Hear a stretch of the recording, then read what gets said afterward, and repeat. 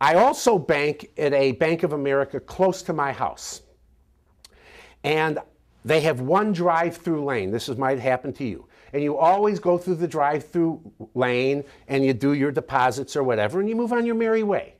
Well, I've been doing this for a long time. When I get a check, I have a tendency to put it in the bank and I move on my merry way. About 3 months ago, I'm doing it and my transactions are about 15 seconds.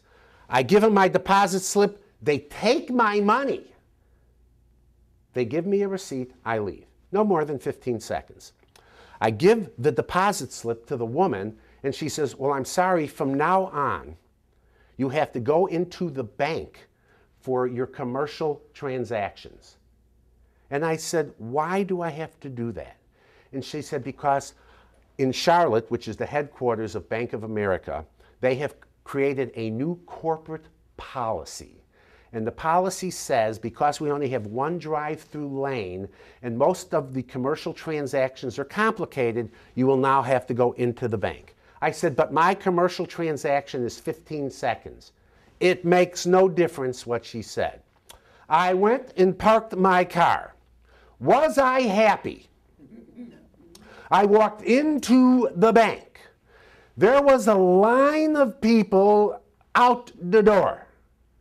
I had to wait. I had to wait 15 minutes to conduct a 15-second transaction. Was I happy? I asked for the manager after the transaction was done. I explained the situation. He said, there is nothing we can do. It's a policy out of our Charlotte office. I said, it's an absurd policy. I would like to talk to the person who is 2 levels above you. He gave me the person's name and I said, what is the phone number? Oh, I don't have that handy, he said. I said, let me ask you a question. If your bank was robbed right now, who would you call? And I knew it was the person 2 levels up. So he gave me the person's phone number. I went out to my car. I called the number and the person answered the phone. That shocked me right away because I figured I'd get voicemail. I explained to this gentleman the problem. I explained to him that I teach a course on customer delight. I explained to him that one of the things I teach is no employee will ever be punished for using good judgment and good old common sense when trying to accommodate a customer's needs, no matter what the rules are. And he said, I like that.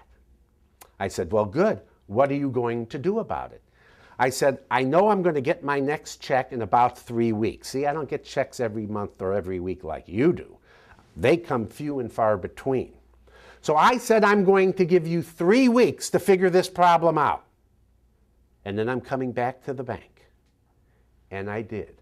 3 weeks later, I drive into the drive-through lane. The tension is mounting. I can see it in your faces.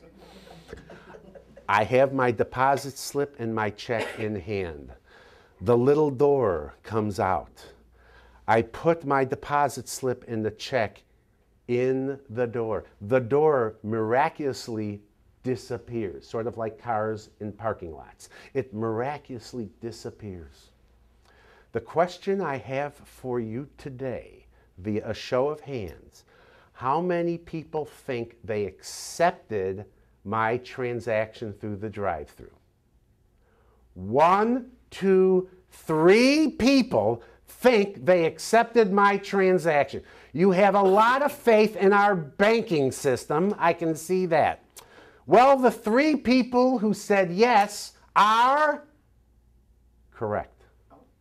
Yes, they accepted my transaction.